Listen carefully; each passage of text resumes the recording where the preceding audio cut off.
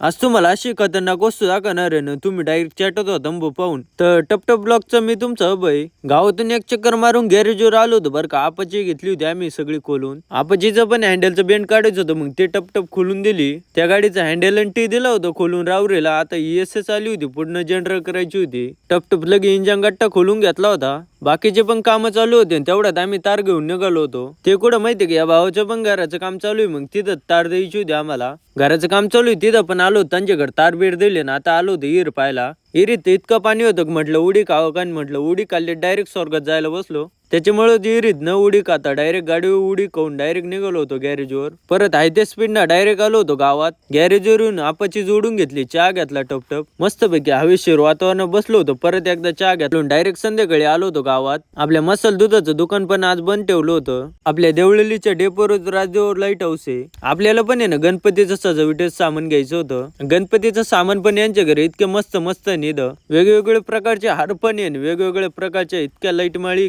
रोज नका. सगळं सजावटीचं सामान पाहिलं ना. आता हे नवीन वस्तू आणली होती यांनी, ते पण डायरेक्ट त्यांनी पाण्यात टाकलं होतं आणि त्याच्यातून पण डायरेक्ट धूर धुरत निघत होता. बरेच वेगवेगळ्या प्रकारच्या त्यांनी लाईट माळी पण दाखवले, बल्ब पण दाखवले आणि आता लेझर पण दाखवली. टपटप आम्ही घेतो आता डेकोरेशनचं सामान. तुम्हाला पण घ्यायचं असलं देवळली डेकोरेशनचं दुकान आहे.